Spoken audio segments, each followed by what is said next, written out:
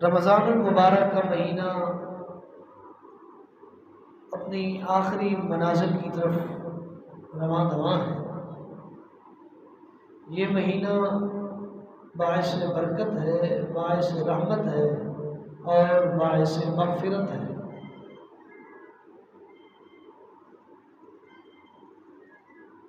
نبی علیہ الصلوۃ والسلام نے فرمایا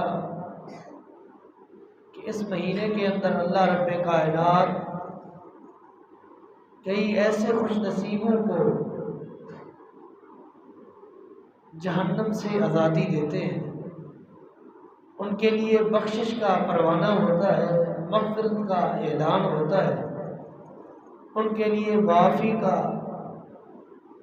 کھلے عام اعلان کیا جاتا ہے۔ یہ اس مہینے کی برکت اور رحمت ہے۔ نبی علیہ الصلوۃ والسلام نے فرمایا ہے کل عمل ابن آدم خطاء وخیر الخطائین التوابون،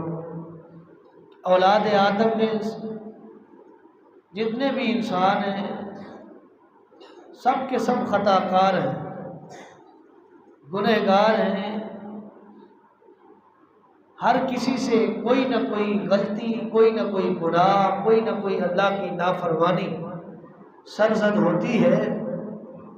وخیر الخطائین التوابون، گنہگار لوگوں میں سب سے بہترین گنہگار وہ ہے جو گناہ کرنے کے بعد اپنے رب سے توبہ کرے، اپنے اس گناہ کی معافی مانگے، اپنے کیے پر نادم اور شرمندہ ہو کر اللہ سے بخشش مانگے۔ یہ گنہگار میں سب سے بہترین ہے۔ جو گناہ پہ گناہ کیے جا رہا ہے، اللہ کی نافرمانی پہ نافرمانی کیے جا رہا ہے، معصیت پہ معصیت دھرے جا رہا ہے، لیکن اس کو یہ فرصت نہیں ملتی کہ اپنی نافرمانی پر نادم ہو کر اللہ کے سامنے اپنے گناہوں کی معافی مانگ سکے۔ نبی علیہ الصلوۃ والسلام نے مومن کی نشانی بتلائی ہے۔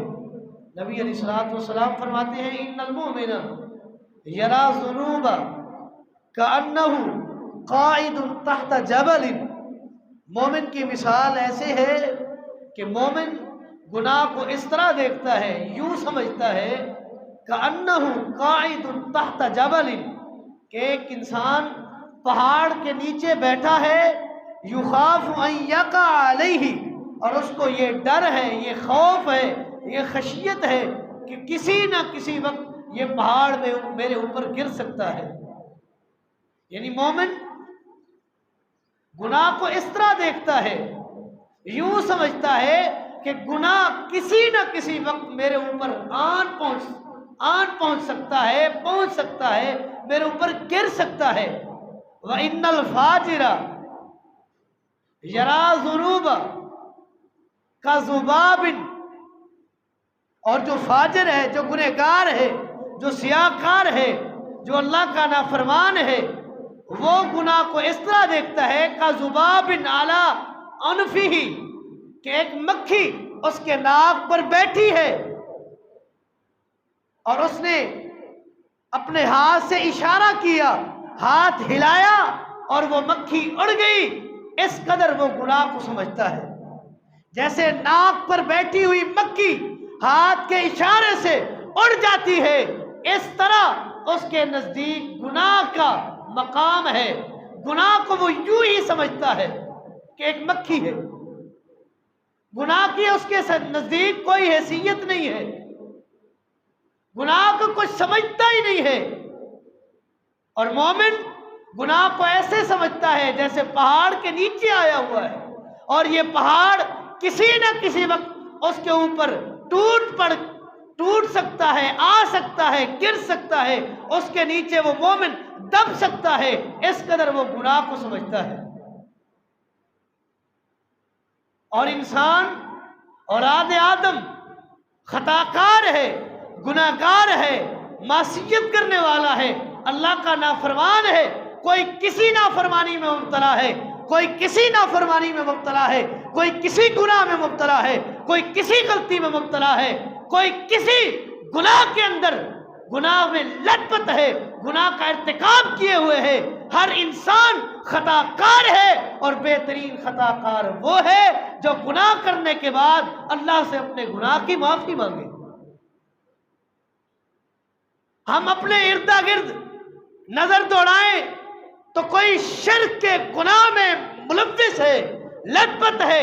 شرک کے گناہ میں گھرا ہوا ہے، کسی کو داتا بنائے ہوئے، کسی کو دستگیر بنائے ہوئے، کسی کو اپنا حاجت روا بنائے ہوئے، غیر اللہ کی نظر و نیاز دیتے ہوئے، غیر اللہ کے چڑھاوے چڑھاتے ہوئے، غیر اللہ سے مشکل کشائی کرواتے ہوئے نظر آتا ہے، یہ گناہ ہے اور یہ انسان کر رہا ہے۔ اور کہیں کوئی شخص بدعت کے گناہ میں ملوث ہے، رسول اللہ کی سنت کی مخالفت میں لگا ہوا ہے، آپ کی سنت کی مخالفت کر رہا ہے بدعت کی صورت میں، کبھی روزے کی ابتدا بدعت کے ذریعے کر رہا ہے، کبھی روزے کی انتہا بدعت کے ذریعے کر رہا ہے، کبھی روزہ رسول اللہ کی نافرمانی کے ساتھ رکھ رہا ہے، اور کبھی روزہ رسول اللہ کی نافرمانی کے ساتھ کھول رہا ہے، سارا دن رسول اللہ کی سنت کی مخالفت میں گزار رہا ہے۔ یہ رسول اللہ کی سنت کی مخالفت ایک گناہ ہے، اس گناہ کے بعد اگر توبہ نہیں کرتا تو بخشش نہیں ہے، بخشش اسی کی ہے، بہترین خطا کار وہی ہے جس سے گناہ ہو جائے، انسان ہونے کے ناطے اپنے گناہوں کی معافی مانگے، بہترین خطا کار وہ ہے۔ اور کہیں شرک چھوڑ دے، بدعت کو چھوڑ دے، غیبت میں لگا ہوا ہے، چوری میں لگا ہوا ہے، سودی لین دین میں لگا ہوا ہے، حسد کینہ بغض سینے میں بھر کے پھر رہا ہے، اپنے بھائی کے خلاف پروپیگنڈے کر رہا ہے، جھوٹ بول رہا ہے، غیبت کر رہا ہے، چغلی کر رہا ہے، چغلی خور ہے، یہ چغلی گناہ ہے، یہ جھوٹ گناہ ہے، یہ سودی لین دین گناہ ہے، یہ ایک دوسرے کے خلاف اپنے سینے میں بغض یہ گناہ ہے۔ ان گناہوں کا ارتکاب کر کے مومن اپنے آپ کو مومن کہلاتا ہے، مومن نہیں ہے، مومن بہترین وہ ہے، وہ بہترین خطا کار ہے جس سے گناہ ہو جائے بتقاضۂ بشریت اپنے گناہوں کی معافی مانگے۔ سیدنا انس بن مالک رضی اللہ تعالیٰ عنہ، صحیح بخاری کی روایت ہے، فرماتے ہیں انکم لتعلمون اعمالا ہی ادق فی اعینکم من الشعر۔ او لوگو، میں ایسے اعمال، ایسے گناہوں کو جانتا ہوں، ہی ادق فی اعینکم من الشعر، جو تمہارے نزدیک جن کی حیثیت ایک بال کے برابر نہیں ہے۔ انا کنا نعدها علی عہد النبی صلی اللہ علیہ وسلم من الموبقات، ان گناہوں کو ہم رسول اللہ کے زمانے میں ہلاک کرنے والے گناہوں میں شمار کیا کرتے تھے کہ یہ غلطی ہو گئی، ہو سکتا ہے ہم ہلاک نہ ہو جائیں، ہو سکتا ہے برباد نہ ہو جائیں، ان کو موبقات میں ہلاک کرنے والے، برباد کرنے والے گناہوں میں شمار کیا کرتے تھے، لیکن آج وہ گناہ تمہارے نزدیک ان کی حیثیت ایک بال کے برابر بھی نہیں ہے۔ ان گناہوں کو سرے عام کر رہے ہو، کوئی وقت، کوئی لمحہ، کوئی ٹائم ایسا نہیں ہے کہ کوئی گناہ، کوئی غلطی جو ہم نہ کر رہے ہوں، جو اللہ کی نافرمانی ہم نہ کر رہے ہوں، ہمارا کوئی وقت، کوئی لمحہ، کوئی دن کا، رات کا حصہ ایسا نہیں ہے جس میں ہم اللہ کی نافرمانی نہ کر رہے ہوں۔ انسان ہے، انسان خطا کا پتلا ہے، غلطی ہو جاتی ہے، گناہ ہو جاتا ہے، اللہ کی نافرمانی ہو جاتی ہے، اللہ کے سامنے گڑ گڑائیں، روئیں، آنسو بہائیں، رونے والی شکل بنا لے، اللہ تمہارے گناہوں کو معاف کر دے۔ رونا نہیں آتا، آنسو نہیں نکلتے، रसूलुल्लाह ने फरमाया रोने वाली शक्ल बना दो, अल्लाह तुम्हारी शक्ल को देखकर तुम्हारे गुनाहों को माफ कर दे। बख्शिश मांगनी है, बख्शिश तलाश करनी है इस महीने के अंदर, अपने गुनाहों की माफी मांगनी है इस महीने के अंदर, इस्तिग़फ़ार करना है इस महीने के अंदर कसरत के साथ। अल्लाह रब्बे कायनात गुनाहों को भी माफ कर देंगे, दुनिया के अंदर इस इस्तिग़फ़ार का फायदा देंगे। सहाबा किराम रिज़वानुल्लाहि अलैहिम अजमईन हर वक्त इस्तिग़फ़ार करते थे। छोटा सा गुनाह हो गया तब भी बख्शिश मांग रहे हैं, बड़ी गलती हो गई तब भी माफी मांग रहे हैं, बख्शिश मांग रहे हैं, अल्लाह से अपने गुनाहों का इस्तिग़फ़ार तलब कर रहे हैं। सही मुस्लिम उठाइए, नबी अलैहिस्सलातु वस्सलाम मस्जिद नबवी में मुसल्ला रसूल पर तशरीफ फरमा है। गामदिया कबीले की एक औरत आई और आकर कहने लगी तहिरनी या रसूल अल्लाह, अल्लाह के रसूल मुझे पाक कर दीजिए, मुझसे गुनाह हो गया है, गलती हो गई है, अल्लाह की नाफरमानी हो गई है, मुझे पाक कर दीजिए। नबी अलैहिस्सलातु वस्सलाम ने फरमाया वैहकी इरजिई फस्तगफिरिल्लाह व अतूबी इलैहि, तुझे क्या हो गया है, लौट जा, चली जा, फस्तगफिरिल्लाह, अल्लाह से अपने गुनाह की माफी मांग, व अतूबी इलैहि, और उसी की तरफ रुजू कर, तेरे गुनाहों को वो माफ कर देगा। उस औरत ने वही खड़े होकर कहा अल्लाह के रसूल आप मुझे माइज़ इब्न मालिक अस्लमी रज़ी अल्लाह ताला अन्हु की तरह वापस लौटा रहे हैं। नबी अलैहिस्सलातु वस्सलाम ने उस औरत से पूछा कि माइज़ बिन मालिक अस्लमी रज़ी अल्लाह ताला अन्हु से तेरा क्या ताल्लुक है, उसका हवाला क्यों दे रही है? उस औरत ने कहा उसी ने तो मेरे साथ गुनाह किया है कि जिसकी वजह से आज मैं हामला हूं, मेरा ताल्लुक ये है। नबी अलैहिस्सलातु वस्सलाम ने फौरन कहा हाँ तू वो औरत है कि जिसके जरिए, जिसके साथ माइज़ इब्न मालिक अस्लमी रज़ी अल्लाह ताला अन्हु से गलती हुई थी, क्या तू वही औरत है? उस औरत ने जवाब दिया जी हाँ मैं वही औरत हूँ, मेरे साथ माइज़ इब्न मालिक अस्लमी रज़ी अल्लाह ताला अन्हु ने गुनाह किया था, हमसे गलती हो गई थी, तहिरनी या रसूल अल्लाह, अल्लाह के रसूल मुझे पाक कीजिए, मुझे पाक कीजिए। नबी अलैहिस्सलातु वस्सलाम ने फरमाया अब गुनाह तेरा है, तेरे पेट में पलने वाले बच्चे का गुनाह नहीं है, जब तक तू इसे जन्म नहीं देती तुझे पाक नहीं किया जाएगा, तेरे ऊपर हाथ नाफिज नहीं की जाएगी। अंसार कबीले की एक औरत वहां उठी, उसने इस औरत की कफालत की, उसके खर्चे को उठाया, उसको खिलाती पिलाती रही। आखिरकार वो वक्त भी आया, सही मुस्लिम उठाइए, उस औरत ने बच्चा पैदा किया। मुस्लिम के अल्फाज हैं कि बच्चा पैदा हुआ, उसी बच्चे को, छोटे से नामौलूद बच्चे को कपड़े में लपेट कर रसूलुल्लाह की दरबार में आई है और आकर कह रही है तहिरनी या रसूल अल्लाह, अल्लाह के रसूल मुझे पाक कीजिए, मेरे गुनाह की माफी हो जाए, मेरी बख्शिश हो जाए, अल्लाह मुझे माफ कर दे, मुझे पाक कीजिए। रसूलुल्लाह सल्लल्लाहु अलैहि वसल्लम ने फरमाया इस बच्चे का क्या कसूर है, इसको दूध कौन पिलाएगी, इसको खाना खिलाना कौन सिखलाएगी? उस वक्त तक तेरे ऊपर हद नाफिज नहीं होती जब तक ये बच्चा खाना खाने के लायक नहीं होता। सही मुस्लिम उठाइए, वो औरत वापस चली गई। कुछ अरसे के बाद उसी बच्चे को उठाए वो औरत दरबार नबवी में आई है और बच्चे के हाथ में रोटी का टुकड़ा है, रसूलुल्लाह की दरबार में आकर कह रही है तहिरनी या रसूल अल्लाह, अल्लाह के रसूल वो गुनाह मुझे घर में सुकून से बैठने नहीं दे रहा, मुझे पाक कीजिए, मेरी बख्शिश हो जाए, मेरी माफी हो जाए, मुझे वो गुनाह सुकून से चैन से अपने घर में बैठने नहीं दे रहा। रसूलुल्लाह सल्लल्लाहु अलैहि वसल्लम ने उस बच्चे को उठाया, अंसार कबीले की औरत ने उस बच्चे को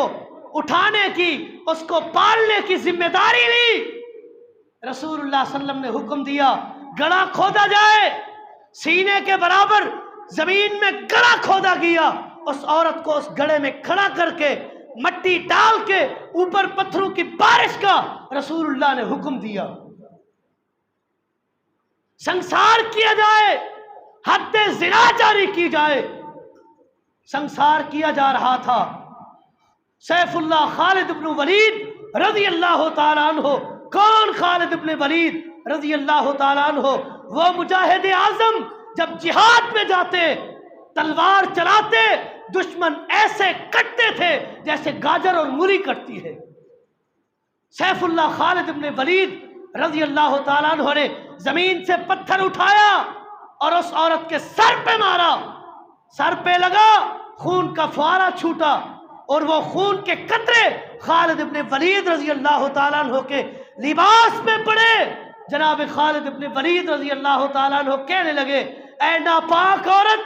جاتے ہوئے میرے کپڑوں کو بھی ناپاک کر گئی۔ رسول اللہ نے یہ الفاظ سنے، نبی علیہ الصلوۃ والسلام نے فوراً کہا، مہلن یا خالد، ٹھہر جا، رک جا، خالد کیا ہو گیا ہے تجھے؟ فوالذی نفسی بیدہ، اس ذات کی قسم جس کے ہاتھ میں محمد کی جان ہے، لقد تابت توبتن، اس عورت نے جو توبہ کی ہے، اگر یہ توبہ صاحب و مکسن، اگر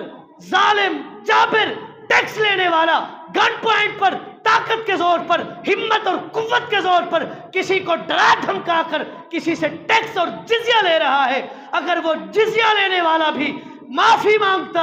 اس طرح جس طرح اس عورت نے اللہ سے اپنے گناہ کی معافی مانگی ہے، میرا رب اس صاحب ٹیکس کو بھی معاف کر دیتا۔ ایک اور حدیث کے الفاظ، لقد تابت توبۃ لو وسعت المدینہ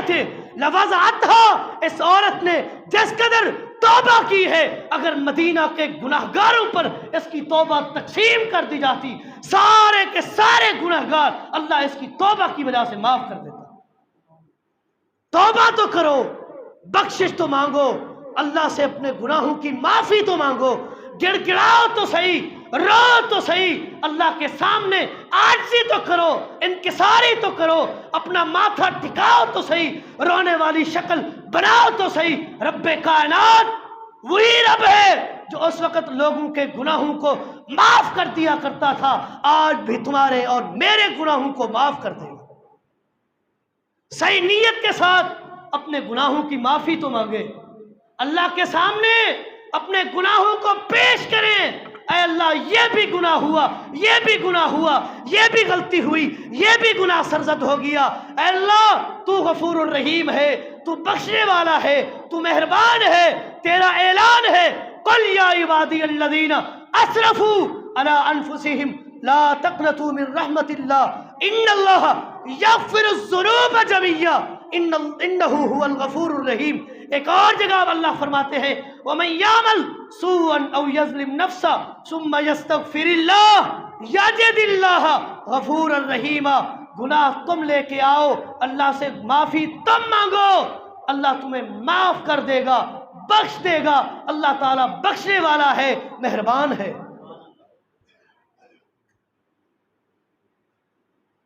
میری اس مجلس اور محفل میں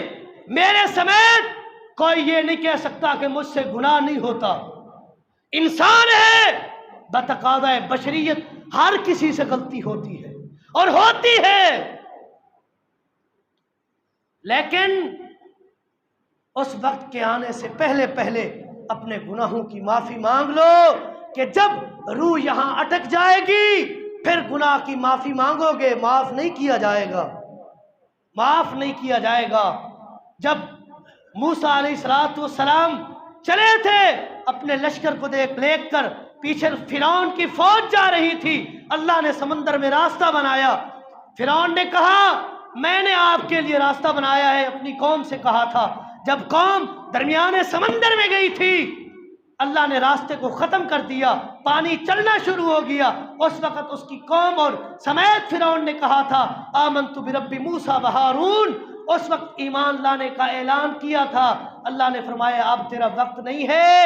اب تیرا ایمان قابل قبول نہیں ہے۔ اسی طرح آج وقت ہے، اللہ نے مہلت دی ہے، اپنے گناہوں کی معافی مانگ لو۔ جب یہاں روح اٹک جائے گی، معافی مانگو گے، اللہ کی طرف سے معافی نہیں دی جائے گی۔